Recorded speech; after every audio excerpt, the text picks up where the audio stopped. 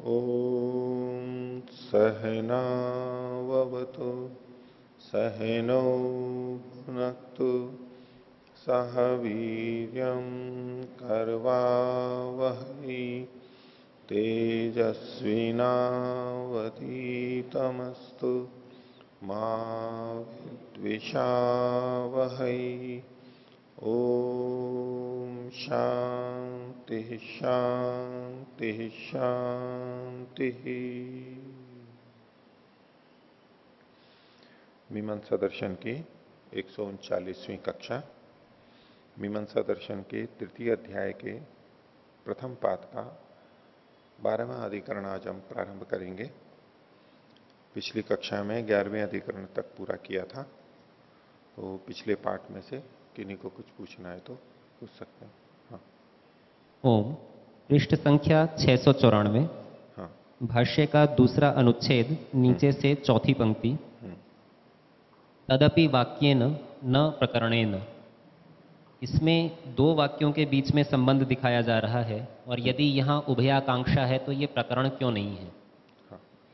तो आप जो कह रहे हैं कि दो वाक्यों के बीच में संबंध बताया जा रहा है, तो दो वाक्यों के बीच में संबंध नहीं बता रहे हैं, एक ही वाक्य से केवल बात कही जा रही है। देखिए पीछे से देखिए थोड़ा, ये जो प्रसंग था न प्रकरणम अनुवर्तते, आगे न च पुनः कल्पवचनेन सामिध्यन्य प्रकृता भवंती। कल्पवचन के कथन से सामिध्यनी प्रकृत नहीं होती है। न ही तत्र तासाम वचनम कर्तव्यायति, वहां सामिध्यनिया करनी चाहिए, यह कर्तव्य शब्द भी नहीं है। सिद्धांति ये बताना चाहता है कि जहां ये सामिध्यनी कल्प हैं, यहां सामिध्यनी का प्रकरण नहीं है, उनको करने के लिए भी नहीं कहा जा रहा है। तो बोले जब सामिध्यनी को करने के लिए नहीं कहा जा रहा है तो क्या कहा जा रहा है? पूर्व पक्ष ने पूछा किम तरही, तो उत्तर है संख्या भी संबंध ही तव्या इति। इन सामिध्यनियों को संख्या से जोड़ा जा रहा है, सामिध्यनियों को केवल संख्या से जोड़ा जा रहा है। और सामिध्यनियों का विधान तो पहले हो चुका है, सांग उसका वर्णन हो चुका है, अब उसका अनुवाद करते हुए उससे केवल संख्या को जोड़ा जा रहा है।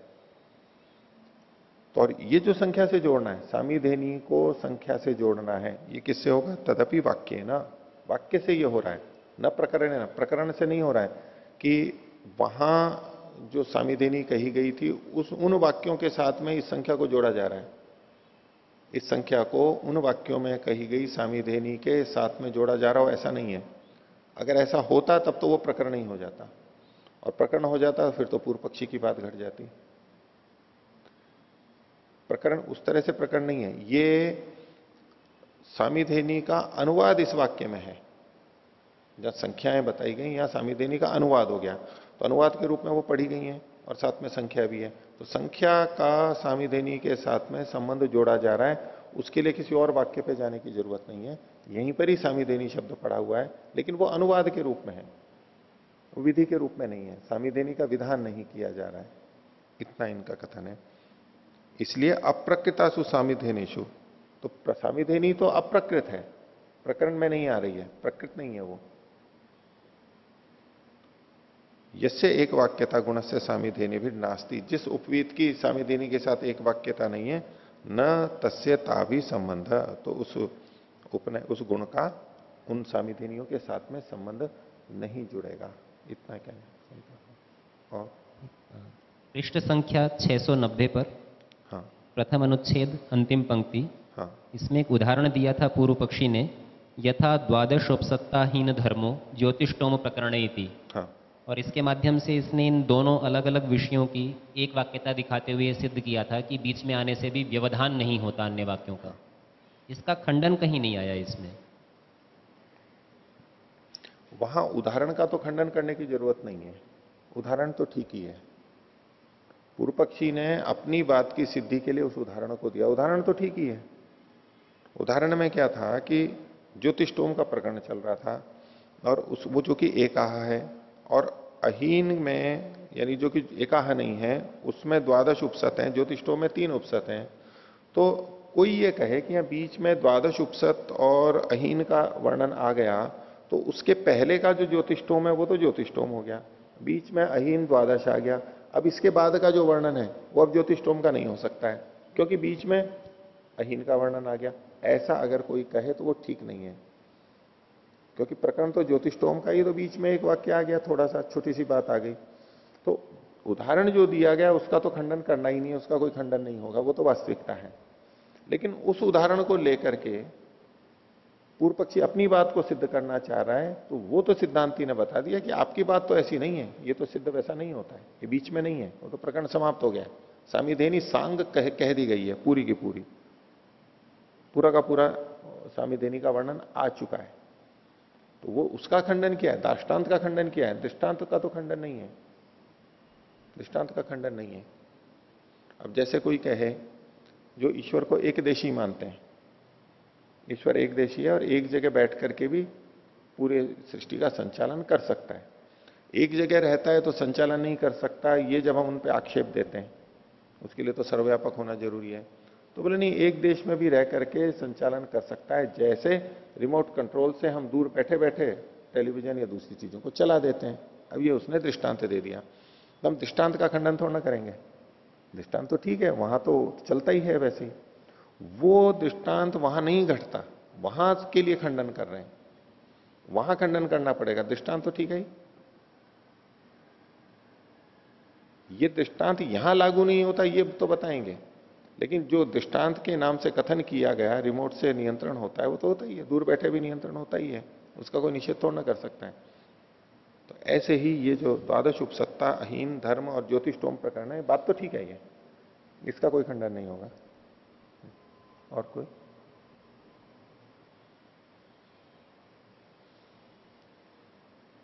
आचार्य पृष्ठ संख्या 93 693 उपरिष्टात पंचमी पंक्ति, ऊपर से पांचवी पंक्ति, चतुर्थी पंक्ति, चौथी पंक्ति।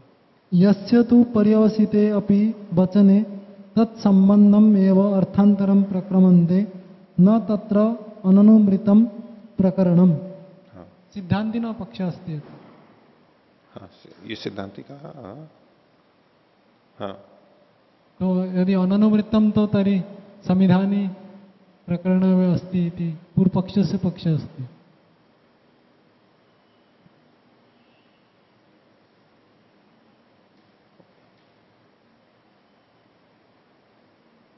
उससे संबद्ध अगर होगा तो, संबद्ध होगा तो चलता रहेगा, ये बात वहां पर लगेगी, ये द्वादशोपसत्ता और ज्योतिषोम वाले पे लगेगी, यहां नहीं लगेगी। यहां तो ये हृदय ये आ रहा है, प्रतीति हो रही है कि प्रकरण समाप्त हो गया है।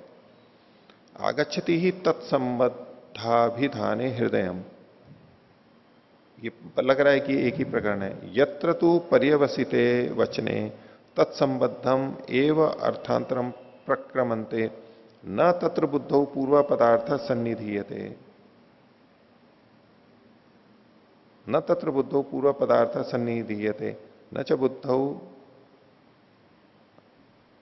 असन्निहितेन एक वाक्यता। बुद्धि से वो एक रूपता दिखाई देनी चाहिए। नहीं, अस्मिन् वाक्य तो सम्यक् अस्ति, उपरिष्टात् यत् हाँ, तो वाक्यं वर्तते, ऊपर वाले में भी यस्य च पर्यवसिते अपि वचन तत्संबंधे संबंधम एव अर्थांतरम प्रक्रमन्ते न तत्र अननुवृत्तम प्रकरणम, न अननुवृत्तम अर्थात अनुवृत्तम एव भवति। हाँ होता है, तो अनुवृत्तम भविष्यति चेत् सामिधेनि प्रकरण एव अनुवर्तिष्यति। नहीं वहां तत्संबंध अर्थांतर नहीं है ना, वो वहां तत्संबंध अर्थांतर नहीं है, वो बदल रहा है विषय। केवल सामिधिनी के नाम से वो सामिधिनी प्रकरण नहीं है, यह प्रकरणांतर हो गया है। और बुद्धि की एक रूपता वहां नहीं होती है कि वही प्रकरण चल रहा है। अत्र कथम उच्यते न अननुवृत्तम अर्थात अवश्यम अनुवृत्तम, जहां उस उदाहरण में नहीं घटेगा ये। ज्योतिषोम में और द्वादशाह में, अहीन में द्वादश उपसत है, उस प्रकरण में घटेगा ये। तो चर्चा तो नास्ति अत्र, चर्चा नहीं है, देखिए सामान्य सिद्धांत कहा जा रहा है, सामान्य सिद्धांत कहा जा रहा है।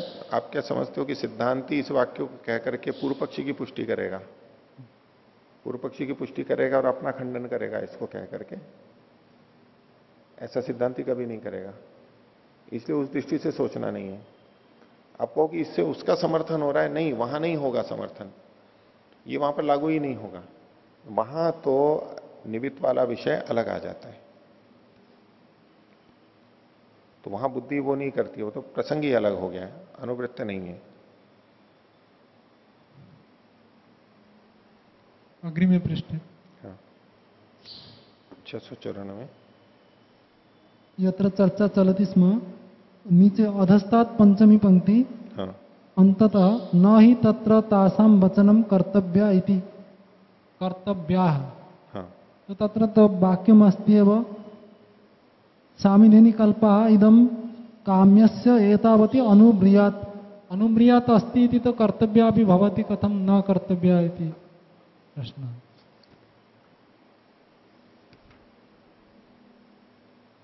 स्पष्ट। हाँ, ये जो है ना, ये तो वचन केवल यहां का है, ये शास्त्र का वचन नहीं है। ये जो है ना, इदम काम से एतावती रनुब्रूयात, ये वचन वहां का नहीं है, ये तो इन्होंने ही वचन यहां पर बना करके दिया हुआ है। वहां पर कर्तव्य नहीं कहा गया होगा, हमें मान करके ही चलना पड़ेगा। उन वचनों में कर्तव्य नहीं है ये कह रहे हैं, तो वहां पर कर्तव्य नहीं है ये मान करके चलिए। वो वचन तो यहां पर लिखा हुआ नहीं है, ये तो भाष्यकार का वचन है, तात्पर्य कथन है वो।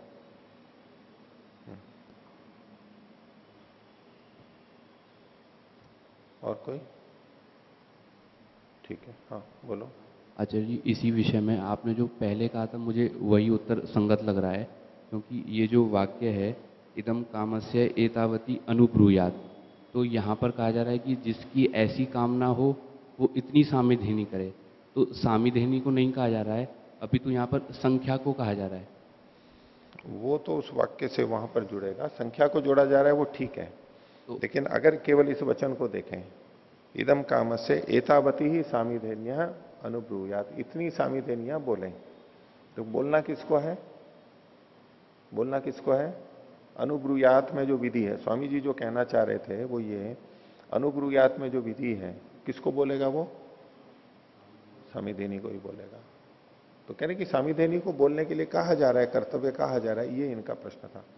उसी का तो नहीं, तो उससे आप ये नहीं कह सकते हो, ये जो वाक्य लिखा हुआ है, जिस वाक्य को पकड़ करके ये कह रहे हैं कि देखो यहां तो लिखा हुआ है सामिधेन एतावती अनुब्रूयात, तो यहां तो कर्तव्य के रूप में आ ही रहा है इस वाक्य में। तो इसका उत्तर ये है कि ये वाक्य वहां शास्त्र का नहीं है, ये तो भाष्य का वचन है, इसमें ऐसा प्रतीत हो रहा है। वहां शास्त्र के वाक्य में कर्तव्य के रूप में नहीं होगा, ये हमें मानना पड़ेगा, क्योंकि यहां इन्होंने लिख रखा है।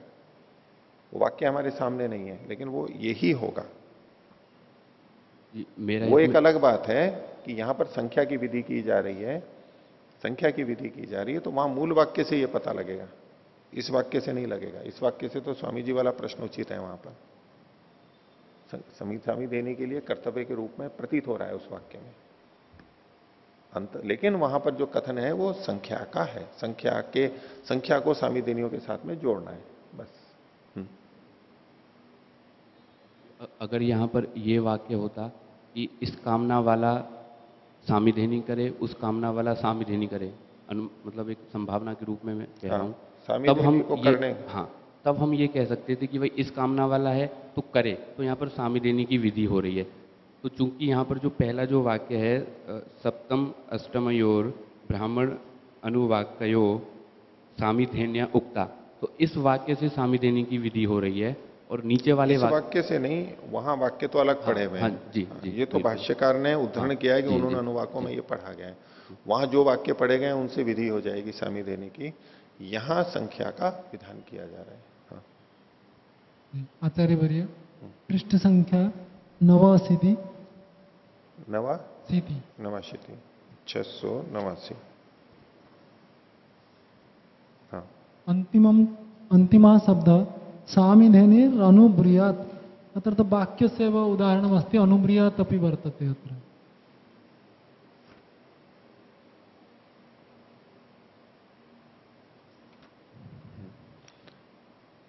सामिधेनी अनुब्रूयात्, ये जो है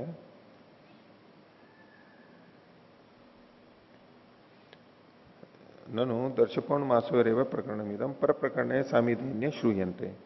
हाँ, तो ये सामिधेनी अनुब्रूयात्, तो ये तो सामिधेनी की बात हुई ना, अनुब्रूयात् इति कर्तव्य अस्ति इति में अभिप्राय। तो ये वो वाला नहीं है, ये काम्यष्टि वाला सामिधेनी कल्प वाला नहीं है।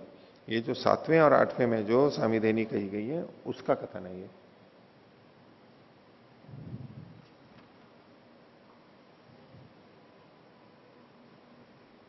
इसमें प्रकरण चल रहा है ना कि 10 पूर्ण मास में मानी जाए। सिद्धांति ने कहा कि 10 पूर्ण मास में है, पर प्रकरण में सामीधेनी सुनी गई है। तो पूर्व पक्षी ने कहा कि ठीक है, पर प्रकरण में कही गई है, लेकिन फिर भी इनका अवांतर प्रकरण है। तो ये अब जो 7वें 8वें में ब्राह्मणयोर अनुवाकयो सामीधेन्य उक्ता वाली बात है ना, उसको लेकर के कहा जा रहा है। आप जो बात रख रहे थे वो तो 10वें काम्या सामीधेनी कल्पा उसको लेकर के कहती है, उससे संबंधित नहीं है।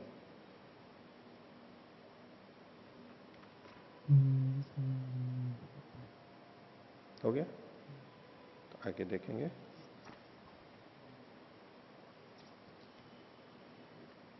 एक पहले कल जो पूछा था सुखदा जी ने, पितृकर्म, उसकी जो कोई परिभाषा या जो शास्त्रीय वचन मिलते हैं उसकी दृष्टि से, तो एक तो सामान्य शब्द से ही जो पता लगता है वो तो था ही, लेकिन आपको संस्कृत के शब्द चाहिए तो उसमें है पितृन उद्देश्य यानी कर्माणि क्रियन्ते तानी कर्माणि पित्र्याणि कर्माणि इत्युच्यन्ते। पितरों को लक्षित करके जो कर्म किए जाते हैं वो पितृकर्म कहलाते हैं। तेषु पैतृकेषु कर्मसु विपर्यासेन प्राचीना वीतिना अप्रदक्षिणम सर्वम शक्तिदेव दक्षिण संस्थम दक्षिणामुखत्वेन कर्तव्यम भवति। ये जो पैतृक हैं, पैतृक कर्म है, इसमें विपरीत से प्राचीनावीत होता है, उपवीत से भिन्न दैव कर्मों में उसके भिन्न प्राचीनावीत होता है।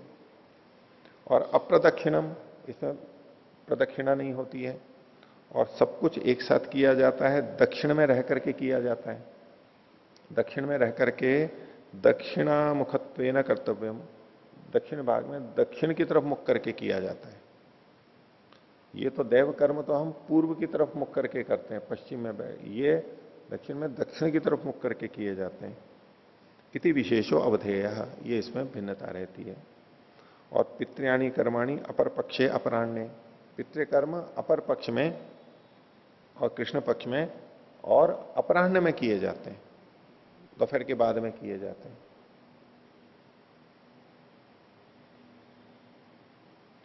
श्रद्धाधीनी पितृयाणी अपर पक्षे अपराह्ने च, ये इसके लिए वचन मिलते हैं।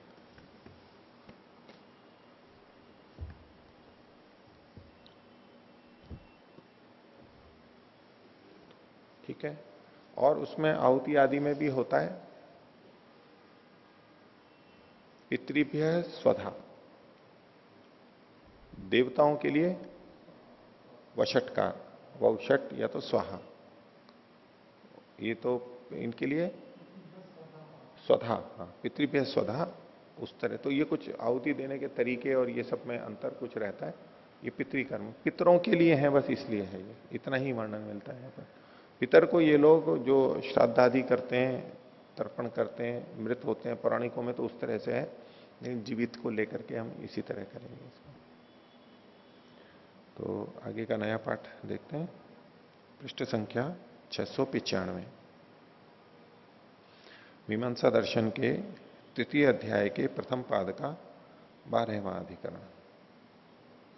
शीर्षक है वारण वैकंकतादि पात्राणाम कृष्ण याग गुणताधिकरणम। दो शब्द हैं प्रारंभ में, वारण और वैकंकत, ये वृक्षों के नाम हैं। इनकी लकड़ी से कुछ पात्र बनते हैं।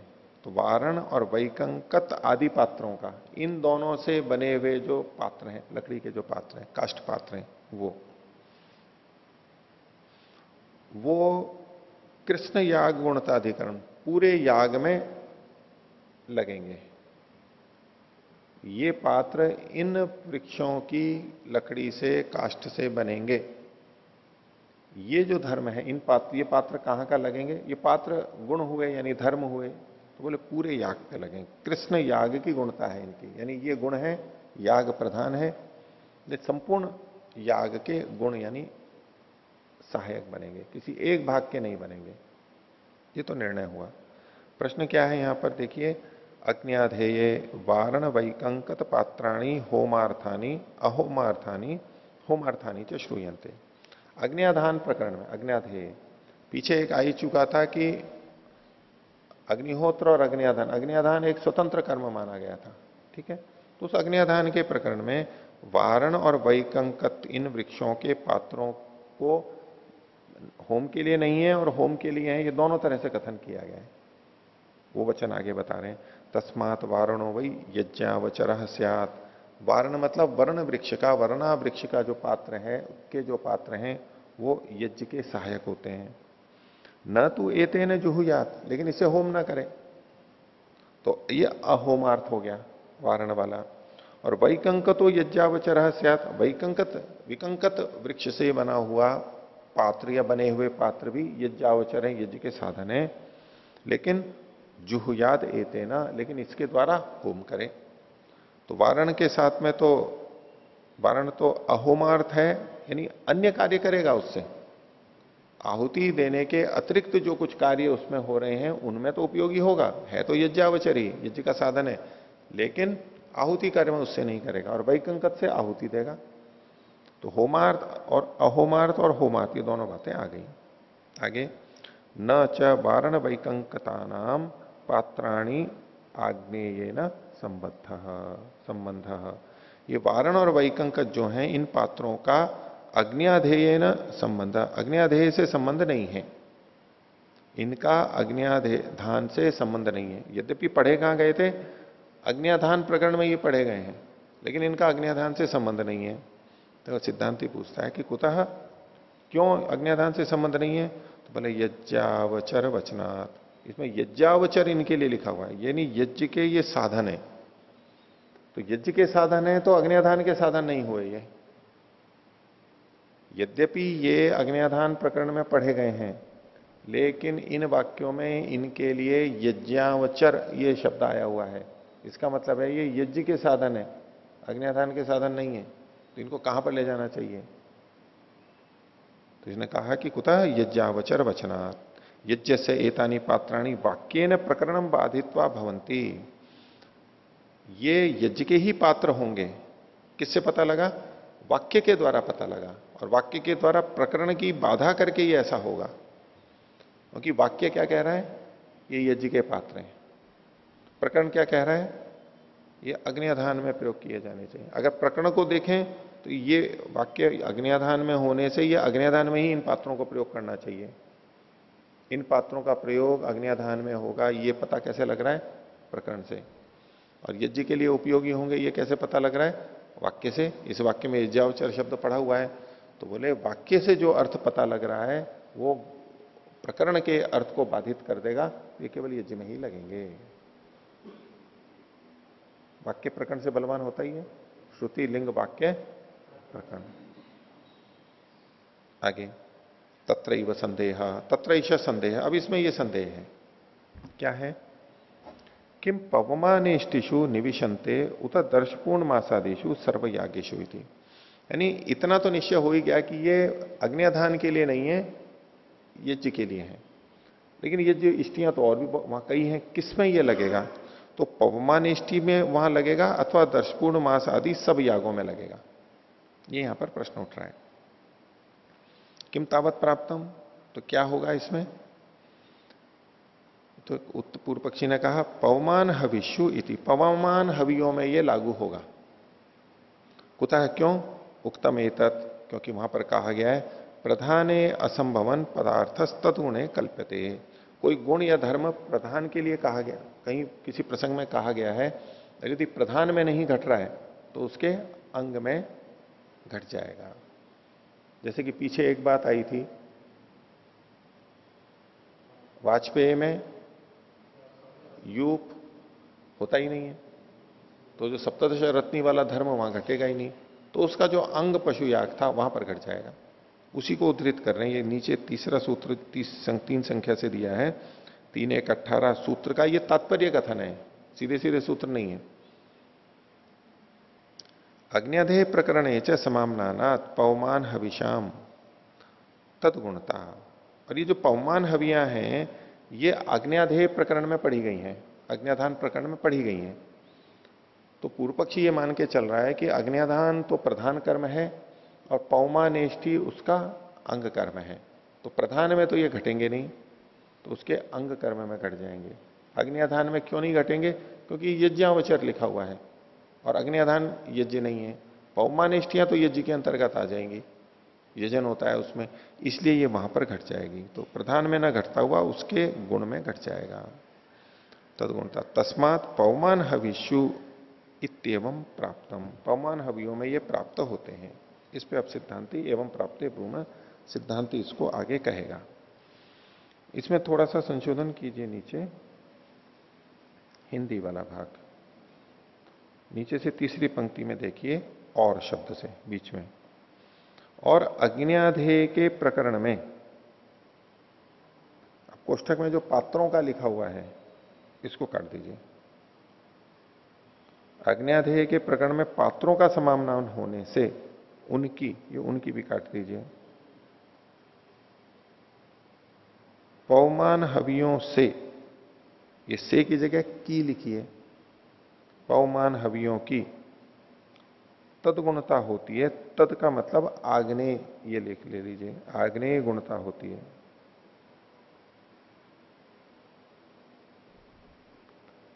और फिर जो आगे लिखा है अर्थात पवमानिष्टि के गुण होते हैं, ये पवमानिष्टि भी काट दीजिए।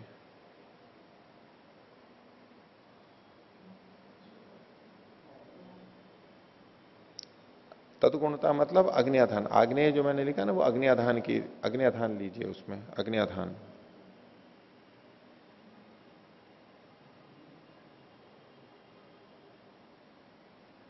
देखिए संस्कृत वाली पंक्ति देखिए, नीचे से दूसरी पंक्ति, अग्न्याधेय प्रकरणे च समाम्नानात्, अग्न्याधेय प्रकरण में पढ़ा गया होने से, पवमान हवियों, पवमान हविषाम, पवमान हवियों का, तो अग्न्याधेय प्रकरण में कौन पढ़ी गई है? पवमान हवियां। तो पवमान हवियों की तदगुणता होती है, यानी पवमान हवियां अज्ञाधान की गुण हो जाती है। अज्ञाधान प्रधान होगा और पवमानिष्ठियां गुण होंगी, इसलिए प्रधान में चूंकि ये नहीं घट रहे हैं तो उसके गुण में घट जाएंगे, ये कथन होगा।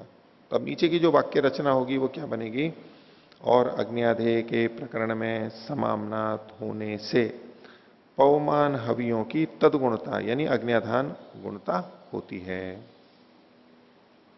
अर्थात पवमानिष्ठि के गुण होते हैं, ये हटा दीजिए, ये इन्होंने पात्र के साथ में जोड़ दिया है इसको।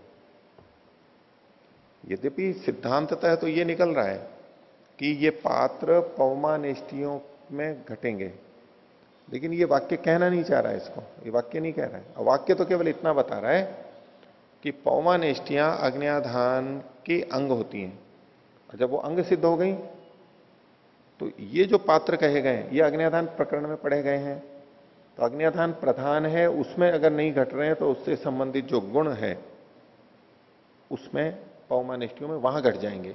तो इस प्रकार से कुल मिलाकर के ये वहीं पर ही लगेंगे, सब जगह नहीं लग जाएंगे।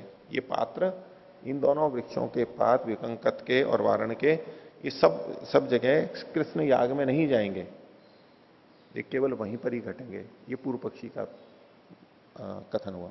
हाँ, अज्ञाध्यानम इति तत्र अग्नेः आधानमात्रं भवति वा इष्ट्यः अपि भवन्ति? आधान होता है बस, तो उसके पवन लिए पूरी प्रक्रिया चलती है। अब उसके बाद में जो पवमानिष्ठियां की जाती हैं उससे अग्नि को पवित्र किया जाता है, तो अग्नि को संस्कारित किया जाता है, ताकि जो मुख्य जो याग होगा उसके लिए ये तैयारी के रूप में है, पूर्व कर्म है उसका, अग्न्याधान भी और अग्नियों को पवित्र करना भी, और फिर मुख्य आहुतियां बाद में दी जाएंगी। जैसे अपने यहां पर भी हम देख सकते हैं अग्निहोत्र में थोड़ा उसकी झलक कि हमने अग्न्याधान किया। अग्न्याधान अपने आप में कोई आहुति नहीं है, आगे जो मुख्य आहुतियां दी जाने वाली हैं उसके लिए एक कर्म है पहले का, उससे अलग हो गया। फिर हम अयंत इदम आत्मा करते हैं,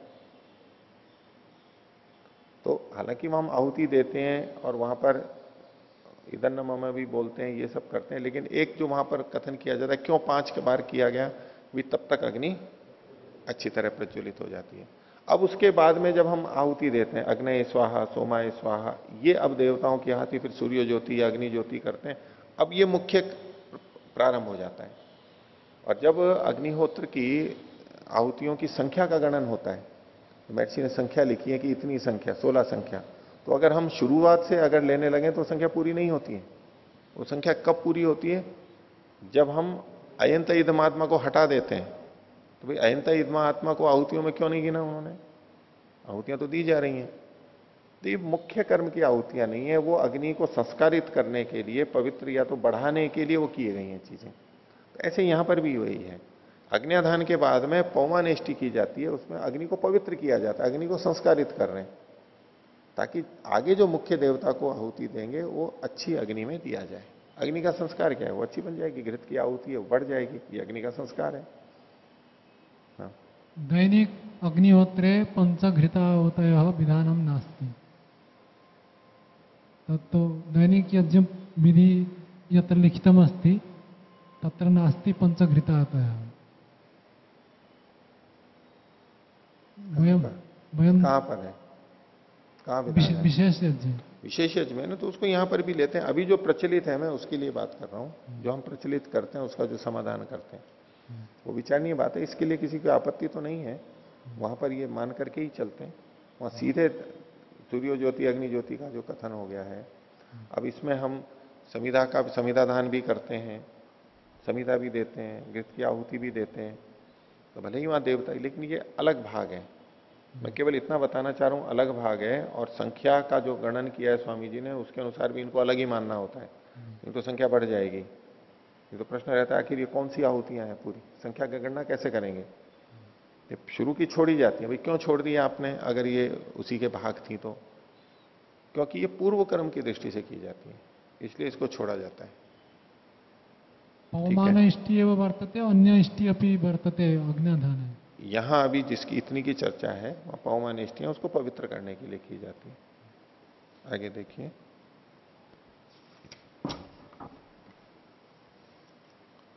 इस पे सिद्धांति कह रहा है 22वां सूत्र, गुणानाम च परार्थत्वात् असंबंध समत्वात् स्यात्। तो गुणानाम च परार्थत्वात्, गुणों के परार्थ होने के कारण से, गुण जो भी होता है वो परार्थ होता है, प्रधान के लिए होता है। और यहां प्रधान कौन है? याग है, यज्ञ है, वो प्रधान हो गया। तो यहां पर जो दो चीजें थी, अग्न्याधान और पौमानेष्टि, इसके लिए सिद्धांति कह रहा है कि इनके समत्वात, समान होने के कारण से। समान होने का मतलब है कि अग्न्याधान और पौमानेष्टि में परस्पर अंगांगी भाव नहीं है, प्रधान गौण भाव नहीं है।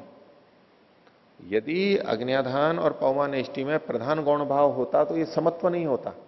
जो प्रधान है वो बड़ा हो गया, अप्रधान है वो छोटा हो गया, ये अंगांगी भाव बन जाता, ये समत्व नहीं होता है। लेकिन सिद्धांति कह रहा है कि इनमें तो समत्व है। पौमानेष्टि अग्न्याधान का अंग नहीं है, अग्न्याधान प्रधान है और पौमानेष्टि उसकी सहायक है, ऐसा नहीं है। ये बिल्कुल स्वतंत्र दो अलग अलग हैं, इसलिए इनकी ये समान है। तो पूर्व पक्षी का तो आधार ही यही था कि ये काष्ठपात्र, वारण और वैकंकत के चूंकि प्रकरण में उसमें अग्न्याधान में पड़े गए हैं और अग्न्याधान में घट नहीं रहे, तो उसके अंग में पौमानिष्ठियों में लग जाएंगे। सिद्धांति कह रहा है कि ये इसका अंग ही नहीं है, समत्वात, समान होने से। कैसे है वो तो भाष्य में ही अंदर बताएंगे। इसलिए असंबद्ध स्यात्, उसके असंबंध स्यात्, इसका उससे संबंध नहीं जुड़ेगा। ये तो अलग पूरे प्रकरण से जाकर के जुड़ेंगे ये पात्र। देखिए भाष्य, सूत्रार्थ स्पष्ट हो गया। गुणानाम च परार्थत्वात्, गुणों के परार्थ होने से। यहां पर ये जो यज्ञ के पात्र हैं विशेष काष्ठ के, ये गुण हो गए, ये परार्थ होते हैं। ये तो यज्ञ के लिए होंगे एक तो, दूसरे चीजों के लिए नहीं होंगे। तो और इन दोनों के बीच में समानता होने से, पौमानेष्टि, अग्न्याधान और पौमानेष्टि में समानता होने से ये आपस में इनके साथ संबंध नहीं होगा। भाष्य देखिए, गुणानाम समत्वात् पौमान हविषाम अग्न्याधेयस्य च न परस्परेण संबंध। गुणों के समान होने से, इन्होंने ऐसे किया, गुणानाम समत्वात्, गुणों के समान होने से, ये एक जैसे हैं। पौमान हवियों का यानी पौमानेष्टि का और अग्न्याधान का परस्पर संबंध नहीं है, स्वतंत्र है बिल्कुल। यथा आधानम आधानम अग्नेर गुण संस्कारार्थ। अब दोनों में समानता को बता रहा है सिद्धांति, जिस प्रकार से आधान अग्नि के गुण के संस्कार के लिए, अग्नेर गुण अग्नि के लिए है, अग्न्याधान अग्नि के लिए है, उसके अग्नि के संस्कार के लिए है, वे अग्नि प्रज्वलित हो वहां पर। एवं पवमान हवींची अपि अग्नेरेव गुणभूतानी, पवमान हवियां भी अग्नि की गुणभूत है। ये दोनों इष्टियां अग्नि के लिए की जा रही हैं। अग्न्याधान किसके लिए है? अपने आप में कोई इष्टि नहीं है, वो अग्नि के लिए है। अब वो अग्नि याग के लिए होगी। याग के समय जब अग्नि में आहुति देंगे तो वो अग्नि के लिए नहीं है, वो अग्नि याग के लिए है, किसी देवता के लिए दी जा रही है। लेकिन अग्न्याधान तो अग्नि के लिए है, अग्नि को उत्पन्न करने के लिए है, स्थापित करने के लिए है। ऐसे ही पवमान इष्टि भी अग्नि की गुणभूत है, यानी अग्नि के लिए है। अग्नि यहां पर प्रधान है, अग्नि को संस्कारित करने के लिए। कस्तत्र परस्पर संबंध है थी, फिर ऐसे में इनका आपस में क्या संबंध हो सकता है?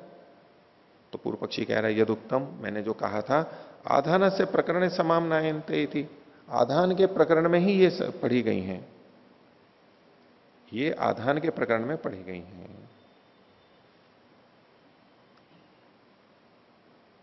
ये जो है ना कस्तरी परस्परेण संबंध, ये जो पात्र थे इनका फिर इससे अग्न्याधान से कैसे संबंध जुड़ेगा? तो पूर्व पक्ष ने कहा आधान के प्रकरण में ये पढ़े गए हैं पात्र। सिद्धांति कह रहे यद्यपि समामनायन्ते, ठीक है ये प्रकरण में पढ़े गए हैं, तथापि प्रकरणम बाधित्वा वाक्येन अग्नेर भवंती, फिर भी प्रकरण को बाधित करके ये वाक्य के द्वारा अग्नि के लिए होते हैं, अग्नि के लिए होते हैं।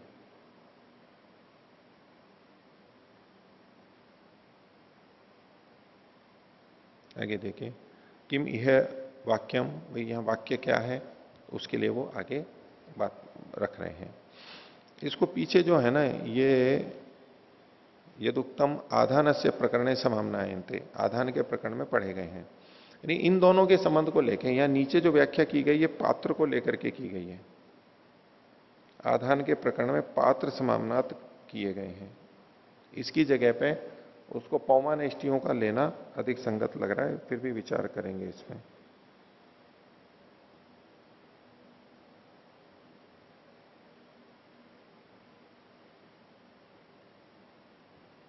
देखिए किम है वाक्यम, यहां वाक्य क्या थे? तो सिद्धांति कह रहे हैं यद आहवनीय जो होती, जो आहवनीय में होम करता है, ये जो होती है ये पौमान इष्टि के लिए कथन है। आहवनीय अग्नि में जो होती, ये पौमान इष्टि के लिए कहा। तेन सो अस्य अभीष्ट प्रीतो भवती, इससे उसका अभीष्ट जो वो चाहता है वो प्रिय हो जाता है। इस पर पूर्व पक्षी कह रहा है ननु आवनीयो अत्र यागस्य अधिकरणत्वेन गुणभूता श्रूयते। पौमानेष्टि आवनीय अग्नि के लिए है, तो पूर्व पक्षी कह रहा है आवनीय जो है यहां पर ये याग के अधिकरण के रूप में गुणभूत सुना जाता है। आवनीय कुंड, आवनीय अग्नि याग के लिए गुणभूत है, क्योंकि आवनीय अग्नि में आहुति दी जा रही है, देवता के लिए आहुति देने के लिए यह अग्नि है, तो आवनीय गुणभूत हुई।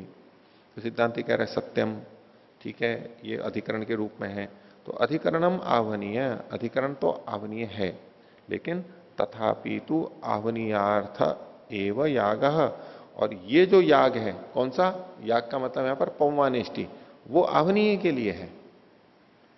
आवनीय तो याग के लिए है आगे जो मुख्य याग होगा, लेकिन पौमानेष्टि उस आवनीय अग्नि के लिए है। प्रयोजनवत्वात् आवनीयस्य निष्प्रयोजनत्वात् तु पवमान हविषाम इति। बोले कि आवनीय अग्नि याग के लिए है, मुख्य याग के लिए है, क्योंकि ये प्रयोजन वाली है, क्योंकि याग के लिए है। लेकिन पवमानेष्टि तो निष्प्रयोजन हो जाएंगी। किस लिए की जा रही है पवमानेष्टियां? अगर इनको आवनीय के लिए नहीं मानेंगे तो ये निष्प्रयोजन हो जाएंगी, कोई प्रयोजन नहीं है। पूर्व पक्षी पूछ रहा है कथम ऐशाम निष्प्रयोजनता, प्रयोजन कैसे नहीं है? बोले फल अश्रवणात्, इनका कोई फल ही नहीं सुना गया है। पौमानेष्टियों का अपूर्व आदि जो फल होता है, स्वर्ग की प्राप्ति आदि जो फल यागों के बताए जाते हैं इष्टियों के, वो कोई वहां पर फल ही नहीं कहा गया है। तो फल अश्रवणात्, फल के अश्रवण होने से, तो ऐसे में कहें कि भाई फल कल्पित कर लिया जाता है, अगर नहीं कहा गया है तो विधान है तो फल कल्पित कर लेते हैं। तो कल्प्यम फलम इति चेत सत्यम, अगर कोई कहे फल कल्पित किया जाए तो ठीक है कल्पित कर लो, क्या करेंगे? कल्प्यम, कल्पना कर लेनी चाहिए। तो क्या होगा वो? अग्नि संस्कार अस्तु तत्फलम न स्वर्ग, वो फल बनेगा तो अग्नि का संस्कार ही हो सकता है, बस स्वर्ग वहां पर फल नहीं हो सकता है। तो अग्नि के संस्कार के लिए ही वो हो गई। और अगर स्वर्ग की कल्पना करें फल के रूप में तो कहते हैं स्वर्गे कल्प्यमाने द्वि अधिष्टम कल्पेत होमाच स्वर्गो भवति। तो अगर स्वर्ग के कल्पना करें तो दो अदृष्ट की कल्पना करनी पड़ेगी, दो अदृष्ट कल्पना करनी पड़ेगी। तो उस अदृष्ट के होने पर और कहना पड़ेगा होमाच स्वर्गो भवति। होम मतलब यहां पर पौमानिष्टि, उससे स्वर्ग होता है। आगे तस्य च आहवनीयेन अपरो अदृष्ट संस्कारयति, और उसका मतलब होम का। होमाच स्वर्गो भवति तस्य मतलब होमस्य आहवनीय न अपरो अदृष्ट संस्कार। आहवनीय के साथ में फिर कुछ और अदृष्ट संस्कार मानना पड़ेगा, यानी दो अदृष्ट कल्पना करनी पड़ेगी। क्या क्या? एक तो पौमानेष्टि से स्वर्ग मानना पड़ेगा और एक पौमानेष्टि से आहवनीय में कुछ वहां पर संस्कार हो रहा है। ये दो चीजें माननी पड़ेंगी। तस्मात अग्न्यर्थता पौमान हविषाम, तो पौमान हवियों की तो अग्न्यर्थता ही स्वीकार करनी चाहिए। नई शाम आधाने न संबंध, और इन पौमानेष्टियों का आधान के साथ में कोई भी संबंध नहीं है। आधान तो पहले हो चुका है, पहले आधान हो चुका, अब पौमानेष्टि की जा रही है, तो वो आधान के लिए नहीं है, वो तो आगे अग्नि के संस्कार के लिए है। तो न ऐशाम आधाने न संबंध तस्मात आधाने श्रूयमाणम पौमान हविषाम भवितुम अर्हति। तस्मान न आधाने श्रूयमाणम, इसलिए आधान में न सुनी जाती हुई पौमानेष्टियां पौमान हविष का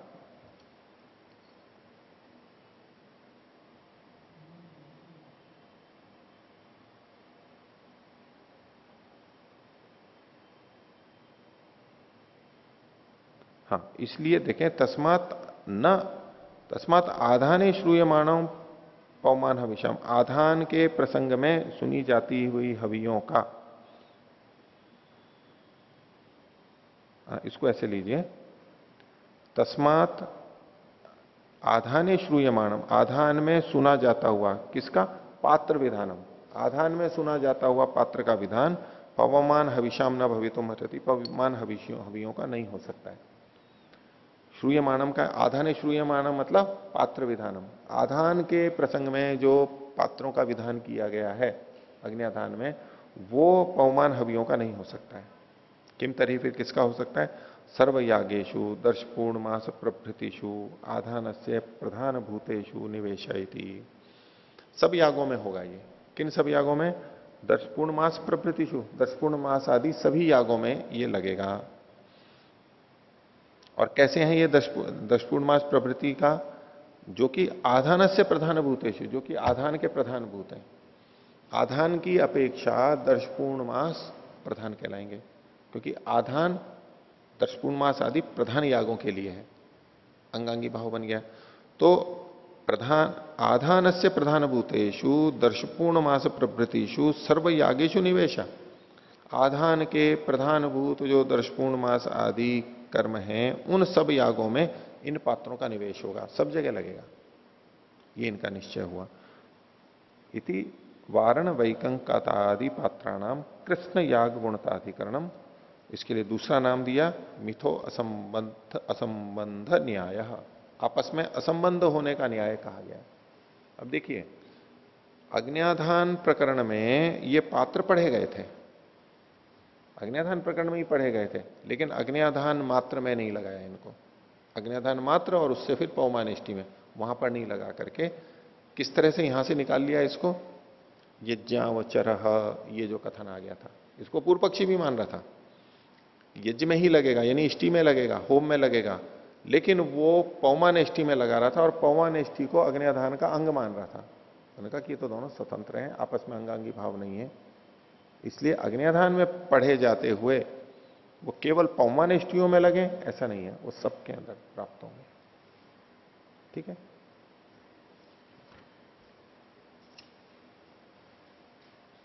इसमें भी थोड़ा संशोधन कीजिए, ये 697वें पृष्ठ पर स्पष्टीकरण के लिए मैं कर रहा हूं आपको। जो रेखा के नीचे का गहरे अक्षरों में भाग है व्याख्या का, उसमें नीचे से 5वीं 6ठी पंक्ति दीजिए। छठी पंक्ति के अंत में लीजिए, स्वर्ग की कल्पना करने पर दो अदृष्ट कल्पित हो गए। क्या? होम से स्वर्ग होता है, ठीक है, और उस आवनीय से अन्य अदृष्ट संस्कार होता है। होम से स्वर्ग होता है ये, और उसकी जगह करना, यहां पर है स्पष्ट, होम का, होम का, होम से स्वर्ग होता है और उस होम का अग्नि से, आवनीय से, आवनीय मतलब अग्नि से अन्य अदृष्ट संस्कार होता है।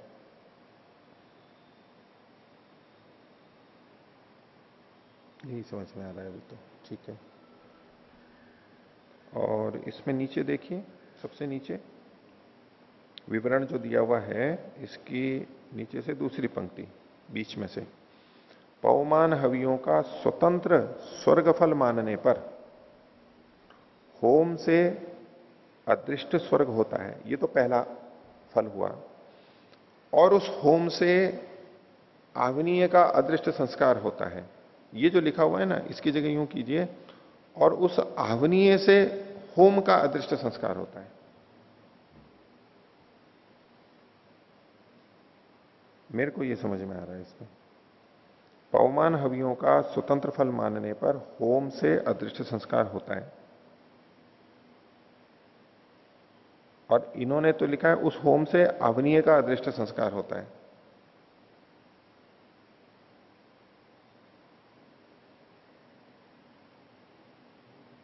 देखिए ऊपर का जो वचन है ना, जो मैं गहरे अक्षरों में बता रहा था, वहां क्या लिखा है, उस आवनीय से अन्य अदृष्ट संस्कार होता है, उस आवनीय से अन्य अदृष्ट संस्कार होता है। नीचे क्या हो गया, आवनीय का अदृष्ट संस्कार होता है, होम से आवनीय का अदृष्ट संस्कार होता है। तो जैसे मैंने ऊपर बताया था, होम का आवनीय से अदृष्ट संस्कार होता है, जो ऊपर लिखा हुआ है उसके अनुसार यहां क्या बनेगा, और उस आवनीय से होम का अदृष्ट संस्कार होता है। इसमें आगे पीछे केवल कर लेंगे। आगे देखिए,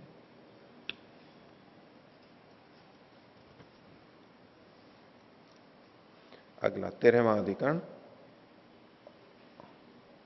वार्त्रज्ञादि अनुवाका नाम आज्य भागांगताधिकरणम। तो वार्त्रघ्नि आदि अनुवाका नाम, कुछ अनुवाक होते हैं, यानी कुछ मंत्र बोले जाते हैं, उनके नाम हैं, ये शब्द वहां पर आते हैं इसलिए। तो वो जो अनुवाक हैं वो पढ़े गए हैं, वो किसके अंग होंगे? तो उन्होंने कहा आज्य भागों के अंग होंगे, औरों के नहीं होंगे, आज्य भाग के अंग होंगे। और किसकी प्राप्ति है और आज्य भाग के क्यों अंग होंगे, ये तो अभी हम विवेचना पढ़ेंगे भाष्य में, उससे स्पष्ट होगा। तो देखिए प्रसंग है दर्शपूर्ण मासयो श्रूयते, दर्शपूर्ण मास में ये वचन आते हैं। अब जो आप दर्शपूर्ण मास पद्धति और ये आपने पुस्तकें ली है ना अभी, आप चाहें तो उन प्रसंगों को जाके वहां देख सकते हैं कि ये देखो यहां पर ये चीज कही गई, शीर्षक कहा गया है। इसको आप श्रोतयज्ञों का संक्षिप्त परिचय जो हिंदी वाली है उसमें भी देख सकते हैं, वहां पर भी ये क्रम आपको मिलेगा। तो दर्शपूर्ण मास में ये सुना जाता है, ये दो वचन दे दिए, वार्त्रघ्नि पौर्णमास्याम उच्चेते। वृत्रघ्न शब्द वाली, वृत्र को नष्ट करना, वृत्रघ्न, वृत्र को नष्ट करना, उससे संबंधित शब्द उसके अंतर्गत आते हैं। तो उसके द्वारा वो जो दो हैं, वार्त्रघ्नि पौर्णमास्याम अनुच्यते, उसमें बोली जाती हैं, उसका ये अनुवाक्य के रूप में बोली जाती है। अनुवाक्य भी शब्द है और पूर्वानुवाक्य भी बोलते हैं। देवता को जब आहुति देते हैं उससे पहले देवता की स्तुति की जाती है, दूसरे शब्दों में पौराणिक लोग बोलते हैं देवता का आह्वान किया जाता है। ये अनुवाक्य से करते हैं, उसी देवता का करते हैं, जिस देवता के लिए आहुति देते हैं उसी देवता को पहले स्तुति पूर्वक बुलाते हैं, आमंत्रित करते हैं, सत्कार पूर्वक प्रशंसा करते हुए, और फिर उसके लिए आहुति प्रदान करते हैं। तो जिन मंत्रों से आहुति प्रदान करते हैं वो कहलाती हैं याज्ञा। और आहुति से पहले जब मंत्र बोल करके देवता का आह्वान करते हैं उसको अनुवाक्या बोलते हैं, या तो पूर्व अनुवाक्या बोलते हैं, ठीक है। उसके लिए यह कथन है कि पौर्णमास्याम, पौर्णमासी में वार्त्रग्नि ये अनुच्छेदे इनको बोला जाता है। और वृधनवती अमावस्यायाम, और वृधनवत, वृध ये शब्द वाली दो वो अमावस्या में बोली जाती है। ठीक है, ये तो इतना सा वचन हमारे को मिलेगा। अब इसके ऊपर संदेह है कि तत्र संदेह किम अनुवाक्यादित्व से प्रधाने निवेश। ये जो अनुवाक्य का द्वित्व है, यानी वार्त्रग्नि ये दो हैं और वृधनवती ये भी दो हैं, तो इनके द्वित्व का प्रधान में निवेश होता है। प्रधान का मतलब है दर्शपूर्णमास, क्योंकि दर्शपूर्णमास के प्रसंग में ये पढ़ी गई हैं। तो क्या इनका प्रधान में यानी तो दर्शपूर्णमास में निवेश है? उत आज्य भाग रीति, अथवा आज्य भाग के अंदर इसका निवेश है।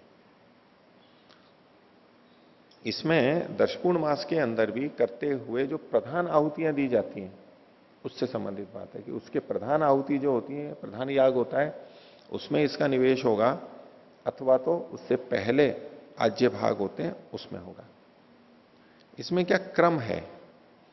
क्रम क्या होता है कि दर्श पूर्णमासेष्टि दर्श करो चाहे पूर्णमासेष्टि करो, अमावस्या को या पूर्णिमा को जो भी करते हैं, उसमें उससे पहले प्रयाज किए जाते हैं।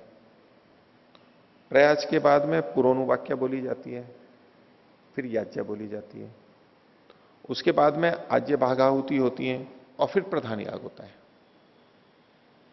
तो ये जो अनुवाक्य है, जो यहां पर ये दो अनुवाक्य पढ़ी गई हैं, इनका निवेश प्रधान याग में होता है अथवा आज्य भागाहुति में होता है, जो कि उसके बाद ही आती है।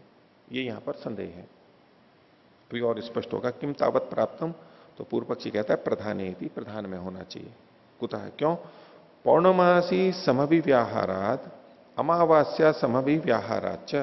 बोले इन वाक्यों के अंदर पौर्णमासी और अमावस्या शब्द पढ़े हुए हैं, इसलिए वहीं पर ही होना चाहिए। लिखा है ना, वार्त्रग्नि पौर्णमास्याम अनुच्येते और वृधनवती अमावस्यायाम, तो पौर्णमासी और अमावस्या शब्द लिखे हुए हैं। अब इसको आप पिछले अधिकरण की तुलना में देखिए, पिछले अधिकरण में यज्ञावचर जो शब्द वहां पर वाक्य में पढ़ा गया था, उसके आधार पर इन्होंने निर्णय किया ये होगा तो यज्ञ में ही, और यज्ञ पौमानेष्टि प्राप्त हो रही थी तो पौमानेष्टि को तो हटा दिया, बोले उसका तो अग्न्यादान से समत्व है, तो पूरे याग में लगेगा यज्ञावचर। यानी उस विधि वाक्य में यज्ञावचर शब्द को पकड़ करके यज्ञ में ही ये घटाना है, ये निकल करके आया था। अब देखो उसी जैसा यहां पर लगेगा कि पूर्व पक्षी को तो वही ध्यान है कि भाई शब्द पढ़ा हुआ है तो वहीं पर ही लगना चाहिए, तो यहां पर पौर्णमासी और अमावस्या शब्द पढ़े हुए हैं तो इसी में लगना चाहिए। अब उससे विपरीत बोल रहा है। सिद्धांति की तो आदत है ना स्वामी जी, पहले उस बात को लेकर के कुछ और कह देगा और फिर उसी आधार को खंडित करके कहीं और ले जाएगा। तो यहां वो कारण होते हुए भी कुछ और भी तथ्य हैं जिसके कारण से वहां नहीं लगेगा और कहीं जाएगा, यही विवेचना की जा रही है। तो पूर्व पक्षी कह रहा है कि प्रधानेति, क्योंकि पौर्णमासी और अमावस्या का यहां समभिव्याहार है, कथन किया गया है। प्रधानम पौर्णमासी च अमावस्या च न आज्य भागो, और प्रधान इनमें कौन है? पौर्णमासी और अमावस्या के जो मुख्य वो है वही प्रधान है। आज्य भाग तो इसमें प्रधान नहीं है, ये प्रयाज के बाद में किए जाते हैं। ये जो है आज्य भाग है, ये अग्नि और सोम इन दो देवताओं के लिए किए जाते हैं। आगे कहते हैं तस्मात साक्षात वाक्यात प्रधान से प्राप्तम, साक्षात वाक्य होने से प्रधान के लिए प्राप्त होगा। ये दोनों अनुवाक्य वहीं पर ही लगेंगी। अब इसको समझने के लिए थोड़ा विवरण वाले भाग को देखिए।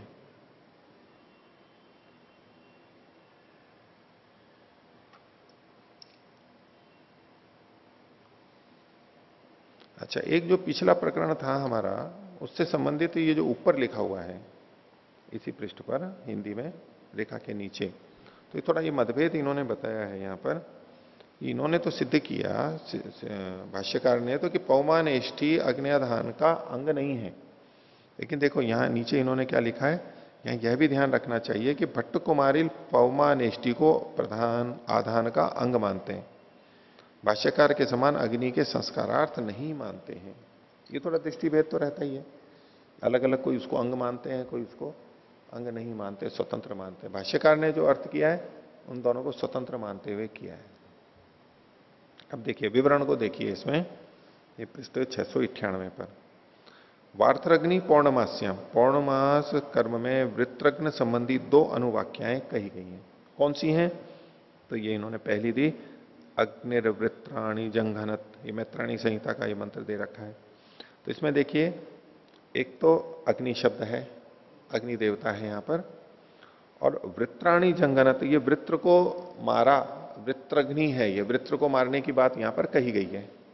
ठीक है, तो वार्त्रग्नि जो शब्द पढ़ा गया उसकी एक अनुवाक्य, एक तो ये हो गई अनुवाक्या। दूसरी है त्वम सोमासी सतपतिस त्वम राजोत वृत्रहा, ये भी मैत्राणी संहिता का है। अब इसमें त्वम सोमासी, इसमें सोम देवता है। पहले वाली अनुवाक्या में अग्नि देवता था, इसमें सोम देवता है। अभी आगे जो निर्णय होगा उसमें इन देवताओं का कथन भी आएगा, इसलिए ये हमारे को ध्यान देने की बात है।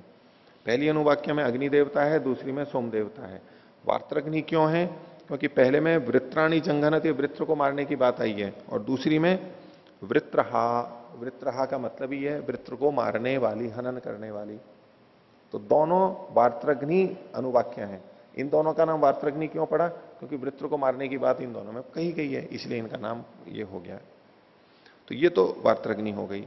अब देखिए वृधनवती अमावस्यायम, वृधनवती वृधु धातु, वृध धातु जिसमें पढ़ी गई है, ऐसी दो मंत्र, ऐसी दो अनुवाक्यां यहां दी जा रही हैं। तो अमावस्या कर्म में वृधनवंती, कोष्टक में लिखा है वृद्ध धातु के रूप से युक्त। वृद्ध एक धातु है, उससे संबंधित कोई भी रूप बना हुआ हो, तिंगंत का कोई भी रूप हो, लेकिन वृद्ध धातु होनी चाहिए। तो ये दोनों अनुवाक्यां क्या है? अग्नि ही प्रत्ने नमन मना शुभन मानस तन्वम स्वाम कविर विप्रेण वावृथे। तो पहले तो देखिए अग्नि शब्द आ गया है, यानी इसमें अग्नि देवता है। पहले भी ऐसा ही था, प्रथम अनुवाक्य में अग्नि देवता था, यहां भी अग्नि देवता है। और इसके अंत में देखिए वावृधे, वावृधे में वृद्ध धातु आ गई है वावृधे में, तो ये वृधनवती अनुवाक्य हो गई। दूसरा देखिए, और सोम गीर्भिष्ट्वा वयम वर्धयामो वचो विदः, ये मैत्राणी का दिया है। तो इसमें सोम शब्द पहले आ ही चुका है, तो सोम देवता है। और वर्धयाम शब्द में ये वृद्धु धातु है, वर्धयाम हम बढ़ाते हैं, बढ़ाएं, ये वर्णन हो गए। ठीक है, अब आगे देखिए, अब भाष्य को देखिए। तो ये जो वार्त्रग्नि और वृधनवती हैं, तो पौर्णमासी में वार्त्रग्नि और अमावस्या में वृधनवती का प्रयोग हमें करना चाहिए। लेकिन ये अमावस्या प्रधान याग और पौर्णमास में लगेगी अथवा आज्य भाग में लगेंगी। आज्य भाग को देखने के लिए, समझने के लिए, यहां तो चूंकि इतना प्रसंग नहीं रहता है, सीधा आज्य भाग का उल्लेख करके आगे चल देते हैं। इसको आप देख सकते हैं, श्रोत्यजों का संक्षिप्त परिचय पुस्तक आपके पास है ही, उसमें पूर्णमासेष्टि का प्रकरण है, और वहां पर पृष्ठ संख्या 82 के ऊपर ये है। इसमें शीर्षक दिया हुआ है ऊपर से दूसरे अनुच्छेद में आज्य भागाहुति। ये जो हमारे यहां आज्य भागो शब्द आया है, ये आज्य भागाहुति शब्द पढ़ा गया है। और इससे पिछले पृष्ठ पर आप देखेंगे 81वें पृष्ठ पर, तो उसमें बीच में पुरोनुवाक्या और याज्ञा, ये दो लिखे हुए हैं, पुरोनुवाक्या और याज्ञा। उसके बाद में यहां पर आज्य भागाहुति है। इसके लिए क्या है कि प्रयाज संज्ञक यागों के पश्चात, पहले प्रयाज किया जाएगा, उसके बाद में अग्नि और सोम देवता के लिए घृत की 2 आहुतियां दी जाती हैं। जैसे हम भी इसमें अग्निहोत्र में देते हैं अग्नय स्वाहा सोमाय स्वाहा, तो अग्नि और सोम देवता के लिए घृत की 2 आहुतियां दी जाती हैं। ये आज्य भागाहुति, हम आज्याहुति इसको भी बोलते हैं वैसे, आज्य भागाहुति। तो ये अग्नि और सोम देवता के लिए घृत की 2 आहुतियां दी जाती हैं, इन्हें आज्य भागाहुति कहते हैं। इनमें आग्नेय आहुति उत्तर पूर्वार्ध में और सोमाहुति दक्षिण पूर्वार्ध में दी जाती है। इसको ऐसा समझिए कि हम कुंड के और पूर्व दिशा की तरफ मुख करके बैठे हुए हैं। तो कुंड का जो पूर्व का अर्धभाग है, कुंड को अगर हम पूर्व और पश्चिम की दृष्टि से यूं 2 भाग में बांटें, पूर्व का भाग और पश्चिम का भाग, तो रेखा बनेगी हमारी उत्तर और दक्षिण की तरफ, बीच में यूं। तो आगे वाला जो आधा भाग है वो, और आधा वाला आगे का, तो इसको भी बल्कि यूं समझिए कि इसमें पूरे में एक तो बीच में कर दिया हमने, बीच में कर दिया, तो पहले का भाग तो पूर्व कहलाएगा और बाद वाला पश्चिम कहलाएगा। अब उस पूर्व का भी जो आधा भाग है, पूर्व का भी जो आधा भाग है वहां एक रेखा और कर ले, मतलब वो आगे का चौथाई भाग हो गया। ये पूर्व का अर्ध भाग हुआ। अब इसका इन्होंने कहा कि उत्तर पूर्व भाग, उत्तर के भाग में जो आहुति दी जाती है ये होगी यानी ईशान कोण के अंदर। ईशान कोण में उधर कोने में लगभग जो आहुति दी जाएगी वो पूर्व अर्ध के उत्तर भाग में दी जाएगी। ठीक है। और इधर जो दी जाएगी ये इसमें लिखा है दक्षिण पूर्वार्ध में, दक्षिण भाग में। ये कौन सा कोण कहलाएगा? आग्नेय कोण कहलाएगा। उस जगह ये आहुतियां दी जाती हैं, ये आज्य भाग आहुति है। और इसी के तत्काल बाद में प्रधान याग लिखा हुआ है यहां पर जो वर्णन, इसके बाद में प्रधान याग किया जाता है। तो ये जो पात्र हैं, ये पात्र कहां पर नहीं, ये जो अनुवाक्या हैं, ये जो दो दो अनुवाक्या हैं, इनका पठन कहां पर किया जाएगा? अनुवाक्या है इसका मतलब है कि आहुति से पहले ही किया जाएगा ये। तो आज्य भागाहुति में भी आहुतियां दी जा रही हैं तो उससे पहले भी कोई अनुवाक्या बोली जाएगी, और प्रधान याग में भी आहुति दी जा रही है उससे पहले भी अनुवाक्या बोली जाएगी। तो ये जो दो दो अनुवाक्याएं हैं ये कहां पर घटानी है हमारे को? प्रधान याग में घटानी है या आज्य भागाहुति में घटानी है? तो पूर्व पक्षी कह रहा है कि चूंकि पौर्णमासी और अमावस्या शब्द यहां पर पढ़े गए हैं तो इनका जो प्रधान याग है वहीं पर ये घटनी चाहिए। अर्थात आज्य भाग आहुति के बाद में जो प्रधान याग होगा उससे पहले ये बोली जाएंगी। अगर ये आज्य भाग में बोली जाएंगी तो आज्य भाग आहुतियों से पहले बोली जाएंगी, और यदि ये प्रधान याग में बोली जा रही है तो आज्य भाग आहुति के बाद में इनका क्रम आएगा। ये अंतर पड़ेगा। तो देखिए अब सिद्धांति इसका उत्तर दे रहा है 23वां सूत्र, मिथश्च अनर्थ संबंधात। मिथश्च यानी आपस में, अनर्थ संबंधात सार्थक संबंध ना होने से। किसके साथ में? प्रधान याग के साथ में। मिथश्च अनर्थ संबंधात, किनका संबंध होगा ये तो प्रसंग से हमें पता लगता है, तो सूत्रार्थ में वो चीजें कोष्ठक में डाल दी जाती हैं जैसा कि युधिष्ठिर जी ने लिखा है। अब सूत्र तो केवल इतना है, मिथश्च अनर्थ संबंधात, आपस में अर्थकारी संबंध, उचित संबंध न होने के कारण से। तो ये जो दो दो अनुवाक्याएं हैं इनका प्रधान याग के साथ में उचित संबंध नहीं बनता है, इसी को भाष्यकार बताएंगे। बस यही सूत्रार्थ हो जाएगा इसका। उसका कारण यह है कि प्रधान कर्म में एक एक अनुवाक्या ही होती है। प्रधान कर्म में एक एक अनुवाक्या होती है क्योंकि वहां पर एक एक देवता होता है। भाई एक देवता की है, एक देवता है तो उसकी एक ही अनुवाक्या होगी, और दो है तो दो होगी। तो बोले इसमें संबंध नहीं जुड़ेगा, ये तो दो दो हैं और इसमें देवता हमने देख ही लिए हैं, अग्नि और सोम, दोनों में दो दो ये देवता है, तो वहां पर वो घटेगा ही नहीं। ये सब भाष्य के अंदर बताएंगे अभी। तो देखिए भाष्य में मिथ यानी सह, आपस में, सह द्वाभ्याम अनुवाक्याभ्याम, इन दोनों अनुवाक्याओं का न प्रधान से कार्यम अस्ति, इसका प्रधान से संबंधित कोई कार्य नहीं है। प्रधान को इनसे कोई लेना देना नहीं। क्यों? यत्र तु द्वे अनुवाक्ये तत्र तयोर वार्त्रघ्नता विधनवत्ता च विधीयते। जहां पर दो अनुवाक्य हैं वहां पर, जहां दो अनुवाक्या हैं मतलब दो अनुवाक्या मंत्र जहां लेने हैं, उन दो की वार्त्रघ्नता और वृधनवत्ता का यहां पर विधान किया जा रहा है। ये जो वचन था ना, वार्त्रग्नि पौर्णमास्याम अनुच्येते, यहां पर विधि किसकी की जा रही है? वार्त्रघ्नता की विधि की जा रही है और वृधनवत्ता की विधि की जा रही है। इसका मतलब क्या हुआ कि अनुवाक्या तो प्राप्त हैं पहले से। दो देवताओं के लिए हम आहुति दे रहे हैं तो उनके पहले अनुवाक्या तो प्राप्त है ही। देवता को हम आहुति दे रहे हैं तो उनकी स्तुति तो होनी ही है, लेकिन किन मंत्रों से स्तुति हो, किन मंत्रों से स्तुति हो, वो ये विधान किया गया कि पौर्णमासी में जब हो तो वार्त्रग्नि अनुवाक्या ली जाएंगी, वृत्रग्न की बात जहां पर हो उनको लेना है। तो विधि किस चीज की हुई? मंत्र की विधि नहीं की जा रही है, अनुवाक्य की विधि नहीं की जा रही है। मंत्र में कौन सा मंत्र लिया जाए वो वृत्रघ्नता उसके अंतर्गत होनी चाहिए, और इसी तरह से वृधनवत्ता होनी चाहिए, ये विधान किया जा रहा है यहां। तो इसलिए इन्होंने लिखा तत्र तयोर वार्त्रघ्नता वृत्रघ्नता च विधीयते प्रधाने चैका अनुवाक्या। बोले प्रधान में तो एक ही अनुवाक्या है। ये जो वृधनवत्ता, ये वृत्रघ्नता है, ये धर्म तो वहां घटेगा जहां दो अनुवाक्याएं प्राप्त हो रही हो। प्रधान में तो एक ही अनुवाक्या है। तो तत्र द्वित्वम वार्त्रघ्नताम वृधनवत्ताम च विदधत वाक्यम भिद्येत। अब यदि इस वाक्य को प्रधान के साथ में जोड़ेंगे, प्रधान याग से जोड़ेंगे, तो दो चीजों का विधान करना पड़ेगा। पौर्णमासी में अगर करेंगे तो वार्त्रघ्नता का तो करना ही पड़ेगा, और अमावस्या में वृधनवत्ता का करना पड़ेगा ये तो, लेकिन साथ में द्वित्व का भी विधान करना पड़ेगा, क्योंकि वहां तो एक ही अनुवाक्य प्राप्त है। एक की जगह दो करना, एक ही है संख्या का विधान, और फिर वृत्रघ्नता या तो वृधनवत्ता ये विधान। तो दो विधान करने से इस वाक्य में वाक्य भेद हो जाएगा, दो दो विधियां हो जाएंगी, ये ठीक नहीं है।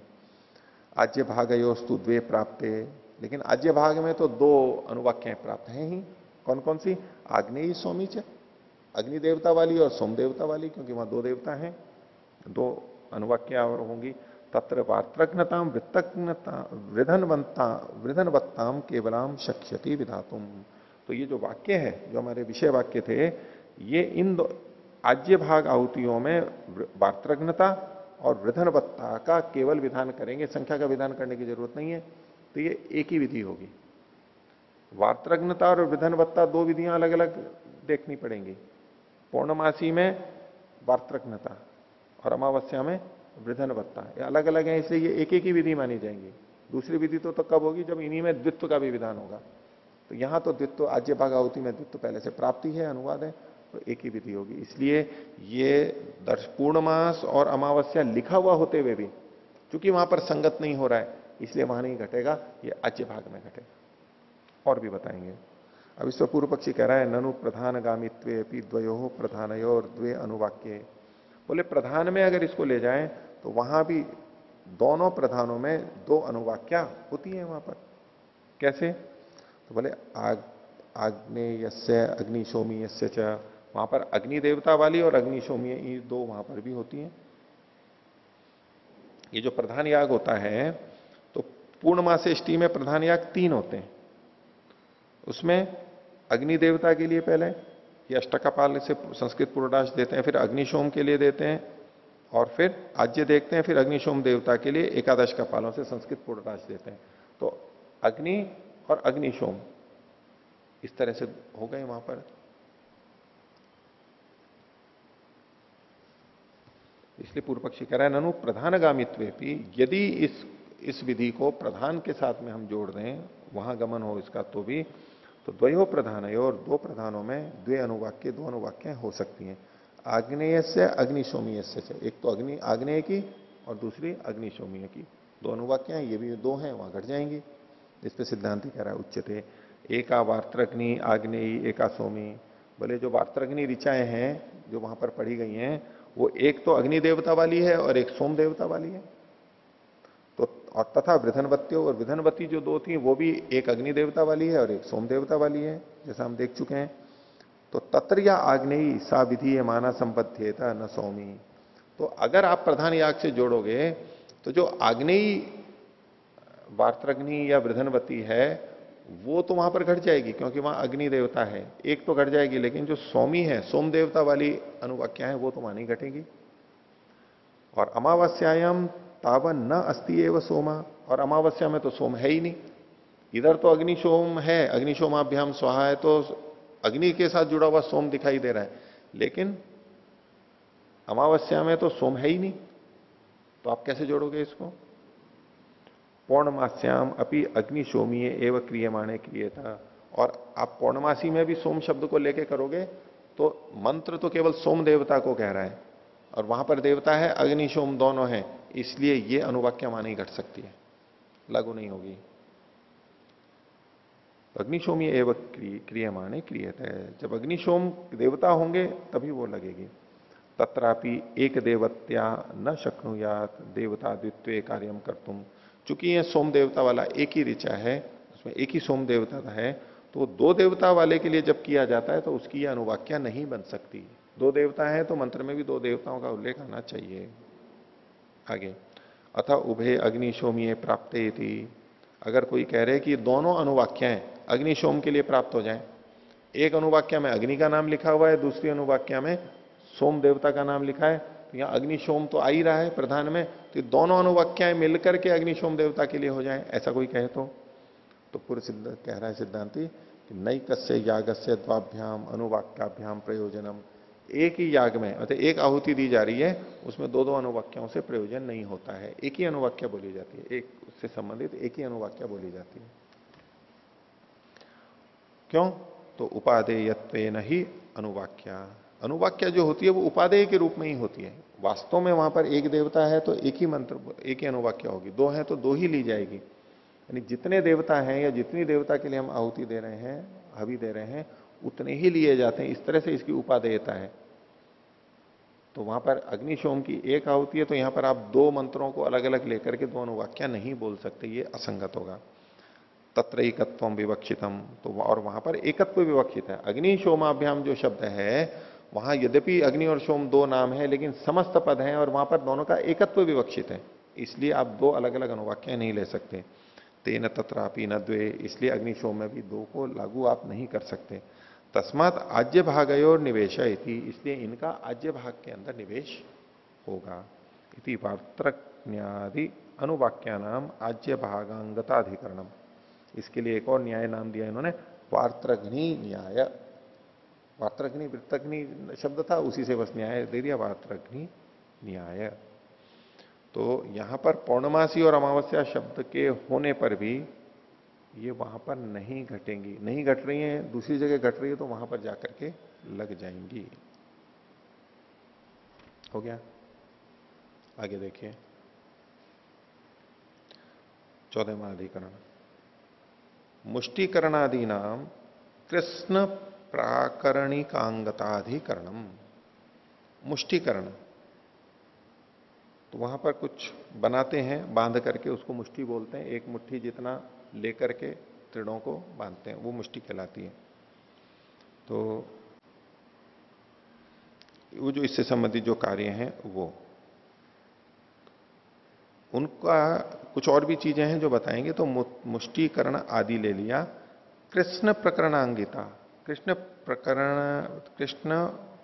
प्रकरणिकांगता, कृष्ण प्राकरणिकांगता, कृष्ण प्रकरण की अंगता है इनकी, यानी पूरा जो प्रकरण है उसके ये अंग बनेंगे, किसी प्रकरण के किसी एक भाग के अंग नहीं बनेंगे ये।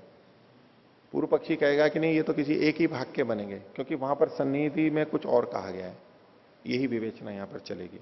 देखिए ज्योतिष्टोम में श्रूयते, ज्योतिष्टोम में ये प्रसंग चलाया जाता है। इसमें आपको चित्र में भी मुष्टि मेरे ख्याल से मिलनी चाहिए, श्रोतयज्ञों का संक्षिप्त परिचय में।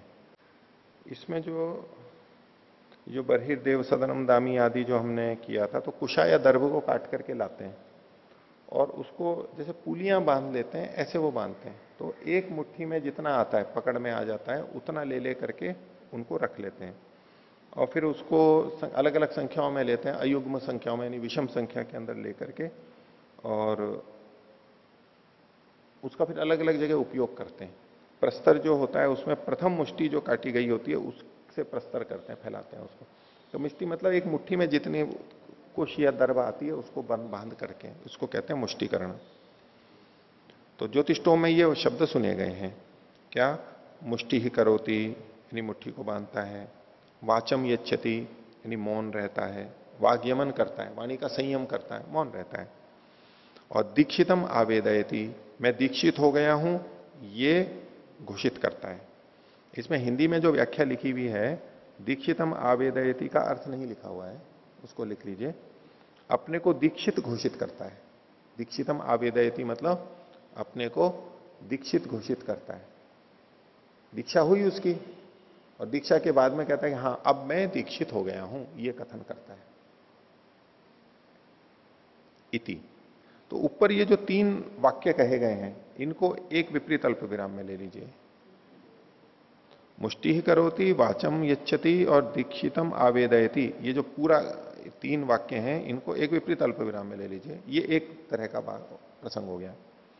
तथा अब दूसरा कह रहे हैं, यहां भी विपरीत अल्प विराम प्रारंभ कर लीजिए। हस्तौ अवनेनिक्ते उलपराजिम स्त्रीणाति, यहां बंद कर लीजिए। हाथों को साफ करता है, हाथों को शुद्ध करता है, और उलपराजी को सूखा जो डब है उसको बिछाता है, स्त्रीणाति मतलब फैलाता है। यहां ये दो वाक्य कहे गए हैं। अब इनके विषय में संदेह है। कि मुष्टिकरणम वाग्यमश्च आवेदनार्थम, ये जो मुष्टिकरण होती है, मुष्टिकरण है, और वाचम यच्छति, चुप रहना है, वाणी का संयम करना है, क्या ये आवेदन के लिए है? आवेदन का मतलब है यहां पर घोषणा के लिए है। ये जो पीछे था ना, दीक्षितम आवेदयति, तो कि देखो ये तीन वाक्य एक साथ आए हैं। पहले का मुष्टि करोति, वाचम यच्छति और दीक्षितम आवेदयति। तो ये जो शुरू के जो दो हैं वो किसके लिए हुए? क्या ये आवेदन के लिए है? पास पास में पड़ेगा ना, इसलिए। उत कृष्ण प्रकरण निवेश, अथवा ये मुष्टि और वाच यमन मौन ये पूरे प्रकरण में लागू हो गए। जितनी मुष्टियां बनेंगी सब जगह काम में आएंगी, और वाणी का संयम पूरे प्रकरण में जहां जहां जो कर्म किए जाएंगे उसको वाणी का संयम रखना पड़ेगा, जो नियम है उसका पालन करना है। ये प्रश्न हो गया एक। दूसरे उदाहरण के ले लिया, तथा हस्तावनेजनम किम उलपराजिम स्तरितुम, ये जो हाथों को धोना है ये उलपराजी उसको कुशा को फैलाने के लिए है कि भाई कुशा को फैलाना है तो पहले हाथ धो करके आओ, जैसे भोजन से पहले हाथ धोने की बात है। उत प्रकरणे सर्व पदार्थान कर्तुमिति, अथवा प्रकरण में सभी कर्मों को करने से पहले हाथ धोने की बात है। अब ये पढ़ा चूंकि ऊपर उलपराजिम स्त्रीणाति से पहले है, इसलिए कोई लगेगा कि भाई इसके पहले लगाए तो यहीं पर ही ये धर्म घटना चाहिए। तो सिद्धांति का तो कहना है ये पूरे प्रकरण में घटेंगे। पूर्व पक्षी कह रहा है कि नहीं, यहीं से जुड़ेंगे ये। देखिए, किम तावत प्राप्तम, तो हस्तावनेजनम हस्त संस्कारार्थम, ये कह रहा है कि हाथ का जो धोना है वो हाथ के संस्कार के लिए है। ये जो दूसरा वाला है इसको पहले ले लिया इन्होंने। और वाग्यम है पुरुष संस्कारार्थ, जो चुप रहना है वो किसके लिए? पुरुष के संस्कार के लिए, वो जो यजमान है उसके लिए है। आमंत्रयमाण एकाग्रो भवति पदार्थान अनुतिष्ठति, तो आमंत्रयमाण जो है ये कहा जा रहा है जो दीक्षितम आवेदयति के लिए है। आमंत्रयमाण यानी संबोधित हुआ, आमंत्रयमाण मतलब संबोधित। आमंत्रण होता है ना, आमंत्रित संज्ञा हो जाती है ना, संबोधन में कोई भी तो आमंत्रित संज्ञा होती है ना, तो आमंत्रण सामंत्रितम, संबोधन सामंत्रितम, अष्टाध्यायी का सूत्र है। तो वैसे भी हम किसी को संबोधन करते हैं, पुकारते हैं, तो एक तरह से आमंत्रण जैसा करते हैं ना, अपनी तरफ अभिमुख करते हैं उसको। तो आमंत्रयमाण एकाग्रो भवति, जो ये आवेदन करता है यानी घोषणा करता है, यहाँ घोषणा कैसे मतलब है, ऐसा करता हुआ वो एकाग्र हो जाता है। जब कभी कोई वचन लेकर के अब सबके सामने कहता है कि हाँ मैंने अब ये वचन लिया और अब मैं इस कार्य का करूंगा, इस कार्य में आगे बढ़ूंगा, तो वो एकाग्र होता है। किसमें? पदार्थान अनुतिष्ठति, और पदार्थों की तरफ वो बढ़ता है। पदार्थ का मतलब है कर्म, क्रिया को की तरफ बढ़ता है। तेना केशाम केशाम पदार्थानाम इमौ संस्कारो, तो ये किस किस पदार्थ के संस्कार हैं? इति आकांक्षा अस्ति, किस किस के लिए ये तो पता नहीं लग रहा है। सत्याम आकांक्षायाम आनंतर्येन निराकांक्षीकरणम, और जब आकांक्षा होती है तो जो निकट का होता है आनंतर्य, पास में होता है, उसी से निराकांक्ष हो जाते हैं वो। आकांक्षा होने पे जो संपर्क में आता है, समीपस्थ होता है, उससे निराकांक्ष हो जाता है, समीपस्थ जो पड़ा हुआ है। तस्मात आनंतर्याद एवं आनंतर्याद आवेदनार्थो वाग्यमो मुष्टिकरण, इसलिए आनंतर्य के कारण से ये मुष्टिकरण और वाग्यम है, ये आवेदन से संबंधित हो जाएगा। और हस्तावनेजनम च उलपराजिम स्तरितुम, हाथ को धोना उलपराजी के फैलाने से संबंधित हो जाएगा। एवं प्राप्ते ब्रूमा, ऐसा प्राप्त होने पर अब सिद्धांति इसका उत्तर देगा। तो ये हमने पूर्व पक्ष देखा है अभी, और इसका उत्तर पक्ष देखते हैं। तो सिद्धांति का सूत्र है 24वां, आनंतर्यम अचोदना। आनंतर्य मतलब उसके निकट जो पड़ा हुआ है, इतने मात्र से विधि नहीं हो जाती है, पास में पड़े होने मात्र से उसकी विधि नहीं हो जाएगी। और भी चीजें देखनी पड़ेगी हमारे को। पूर्व पक्षी ने तो केवल आनंतर्य को देखा, साकांक्षय पास में है तो बोले ठीक है, लेकिन और भी चीजें देखी जाएंगी। सिद्धांति कहता है सर्वही प्रकरणाधीत ही संबंध, इस प्रकरण में पड़ी हुई जितनी भी चीजें उन सबके साथ इनका संबंध जुड़ेगा। कुतः वाक्य भेदात, वाक्य भेद हो जाने से। अगर आप यहीं लगाओगे तो वाक्य भेद हो जाएगा। कैसे होगा? तो पूर्व पक्षी ने पूछा कथम वाक्य भेदा, सिद्धांति कहता है अर्थद्वय से अभिधाना, दो दो अर्थ की विधि हो जा रही है। न ही दीक्षितम आवेदयितुम इति अस्मिन अर्थे आवेदयति इति। दीक्षितम आवेदयितुम, आवेदयितुम इत्यस्मिन अर्थे आवेदयति, ये जो आवेदयति है ना, ये जो शब्द है ना दीक्षितम आवेदयति, तो दीक्षित है वो आवेदन करता है। वहां ये नहीं लिखा है कि दीक्षित के आवेदन करने के लिए वाग्यम होता है, आवेदयितुम नहीं लिखा है, आवेदयति लिखा हुआ है, आवेदन के लिए नहीं लिखा है, आवेदन करता है ये लिखा हुआ है। तो कहा कि नहीं दीक्षितम आवेदयितुम इत्यस्मिन अर्थे आवेदयति थी, ये जो आवेदयति है ये आवेदयितुम अर्थ को नहीं देता है। पूर्व पक्षी ने जब वो दो बातें इससे जोड़ ली थी आवेदन से, तो यूं लग रहा था कि आवेदन के लिए ये वाग्यम आदि है, तो आवेदयति लिखा हुआ है, वो आवेदयितुम अर्थ तो कहेगा नहीं। न च स्तरितुम इत्यस्मिन अर्थे स्त्रीणाति थी, बिल्कुल ऐसा ही उत्तर दिया कि स्त्रीणाति ये स्तरितुम इसके लिए नहीं है, इसका ये अर्थ नहीं है। स्तरणम अपि विधीयते अवनेजनम च, यहां पर स्तरण का भी विधान किया जा रहा है और अवनेजन यानी हाथ के धोने का भी विधान किया, दोनों अलग अलग किए जा रहे हैं। मुष्टिकरणम वाग्यमश्च विधीयते, मुष्टिकरण उनको बांधना और वाग्यम इनका भी विधान है, और आवेदन च आवेदन का भी विधान किया जा रहा है। न चैशाम परस्परेण किंचित संबंधो अस्ति, इनका आपस में संबंध नहीं है, स्वतंत्र विधियां की जा रही हैं। न च पदार्थाकांक्षायाम सत्याम आनंतर्यम एक वाक्यत्वे कारणम भवति, पदार्थ की आकांक्षा होने पर आनंतर्य से एक वाक्यता, वहां पर एक वाक्यत्वे कारणम भवति, पदार्थ की आकांक्षा है तो ऐसा होने पर केवल आनंतर्य ही एक वाक्य में होने में कारण नहीं बनता है। तस्मात प्रकरण धर्मा एवं जातीय का, ये तो प्रकरण के धर्म बनेंगे इस प्रकार के। और बोल रहा है सिद्धांति 25वां सूत्र, वाक्यानांच समाप्तत्वात्, और इनके वाक्यों के समाप्त हो जाने से। कैसे? स्वेन स्वेन पद समूह है ना परिपूर्णम एकम वाक्यम, ये जो जितने वाक्य थे शुरू के 3 और अंत के 2 अपने आप में परिपूर्ण वाक्य हैं। तथा अपरम उसी तरह से बाद वाला, तथा सर्वाणी यानी उदाहृतानी, और जितने भी वाक्य आपने बोले हैं सब अपने आप में परिपूर्ण हैं। तस्मात् विस्पष्टम अर्थद्वयम, इसलिए यहां पर 2 अर्थ निकालना स्पष्ट नहीं है। विभागे च निराकांक्षता, और इनके अलग अलग करने पर भी ये परस्पर निराकांक्ष है, आकांक्षा नहीं है। अगर ये इससे जुड़े हुए होते तो साकांक्षता होती, वो तो है नहीं, इनमें एकदम स्वतंत्र है। 3 वाक्य भेद है, इसलिए इनमें भिन्न भिन्न वाक्य हैं। अतः संयोग तो अविशेषात, संयोग का अविशेष होने से, संयोग का विशेष किससे? अपूर्व इस संयोग के अविशेष होने से। पीछे जो आया था ना संयोग अविशेषात और प्रकरण अविशेषात, वो अपूर्व से जोड़ के था। तो संयोग तो अविशेषात प्रकरण अविशेषात च कृष्ण प्रकरण निवेश थी, चूंकि ये सब अपूर्व से जुड़े हुए हैं और प्रकरण भी अविशेष है, इन 2 हेतुओं से ये कृष्ण प्रकरण में इनका निवेश होगा। इति मुष्टिकरणादीनाम कृष्ण प्राकरणिकांगताधिकरणम, सब जगह पे ये लगेगा, इसका ये निर्णय होगा। ठीक है, इसका पाठ इतना ही रखते हैं। प्रणव ध्वनि।